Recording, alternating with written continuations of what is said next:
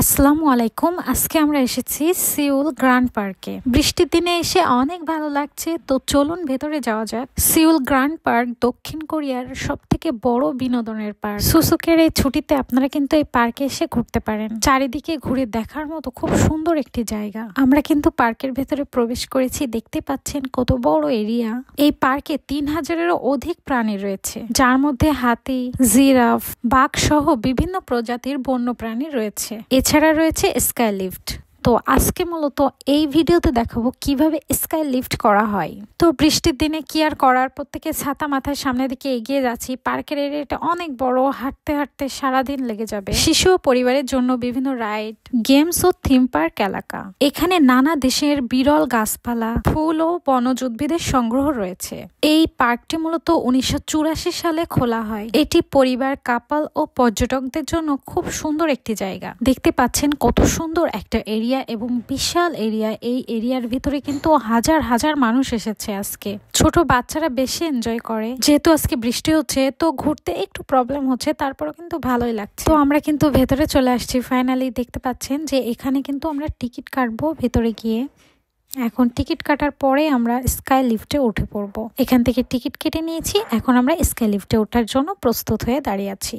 এই চিড়িয়াখানার মূল আকর্ষণই হচ্ছে স্কাই লিফট, কেননা এই জায়গা থেকে পুরো চিড়িয়াখানাটা দেখা যায়। পাহাড় এবং আশেপাশের প্রাকৃতিক দৃশ্য উপর থেকে খুব সুন্দরভাবে দেখা যায়। এটা সিউল গ্র্যান্ড পার্ক থেকে রোজ গার্ডেন পর্যন্ত চলবে। তো দেখুন, আমাদের মিঠুনদা এবং বাদল ভাই আগে দাঁড়িয়েছে, তারা আগে ওঠার জন্য। ফার্স্ট টাইম স্কাই লিফটে উঠবো, তো খুবই এক্সাইটমেন্ট কাজ করতেছে, খুবই ভালো লাগছে।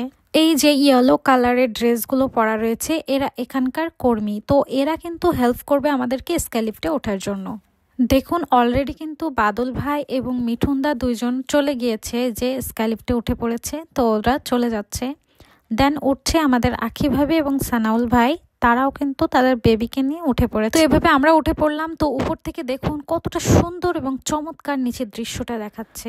রঙিন ছাতা দিয়ে সাজানো অংশটা মূলত ফটোজোন হিসেবে বানানো। এখানে মানুষজন ছবি তোলে, কারণ রংগুলো কিন্তু খুবই সুন্দর এবং ভাইব্রেন্ট, চেয়ারফুল। এই স্কাই লিফটের চেয়ারটা মূলত কেবল সিস্টেম, যেখানে বসে দর্শনার্থীরা আকাশ পথে নিচের সম্পূর্ণ জায়গাটা সুন্দরভাবে দেখতে পায়। দেখুন, আমরা উঠেছি, একটা লেক পার হচ্ছি। তো দেখুন নিচের দিকে কিন্তু নেট বিছানো রয়েছে। আমরা যদি এখান থেকে পড়েও যাই, তো নেটে আটকে যাবো, একেবারে নিচে পড়বো না।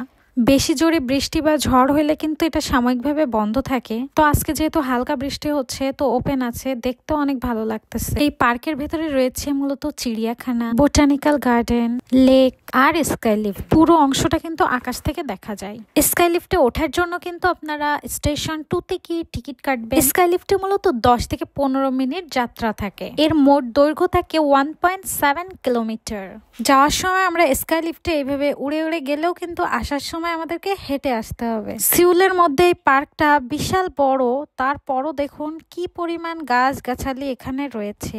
আমার জামাই ক্যামেরাম্যান, সে কিন্তু ভিডিও করছে অনেক সুন্দর করে।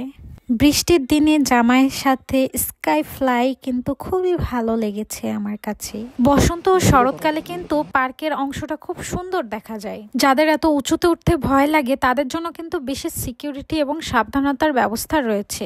বড়দের জন্য 7000 ওন দিয়ে টিকিট কাটতে হয় এবং ছোট বাচ্চা যারা রয়েছে তাদের জন্য 5000 ওন। তবে সময়ের সাথে কিন্তু এটা পরিবর্তন হতে পারে। এটা এমন একটা রাইড যেখানে খুব অল্প সময়ে পুরা সিউলের গ্র্যান্ড পার্কের সম্পূর্ণ অংশটা দেখা যায়। যারা দক্ষিণ কোরিয়ায় থাকেন অথচ সিউলের এই গ্র্যান্ড পার্কে আসেন নাই, তারা দ্রুত করে চলে আসুন। আজকে এসে খুবই এনজয় হয়েছে, খুবই ভালো লেগেছে মাশাআল্লাহ। এত উপর থেকে পার্কের নিচের অংশ দেখতে অসাধারণ লাগছে। এত পরিমাণ বৃষ্টি হচ্ছিল যে আমরা কিন্তু ফুল ভিজে গিয়েছিলাম। দেখুন নিচের দিকে কত সুন্দর লাগতেছে, বিশাল বড় এরিয়া। ওই যে সাইডের দিকে বিভিন্ন ধরনের গাছ রয়েছে এবং রাস্তাটা পুরো দেখা যাচ্ছে উপর থেকে। এটা শুধু রাইডই না, এটা বিশেষ একটা অভিজ্ঞতা। শিশুদের ক্ষেত্রে অভিভাবকের সাথে ওঠা বাধ্যতামূলক। তো এই ছিল আজকের ভিডিও। আমার তো ভীষণ ভালো লেগেছে। আপনাদের কার কাছে ভিডিওটা কেমন লেগেছে অবশ্যই কমেন্ট করে জানাবেন। ধন্যবাদ সবাইকে।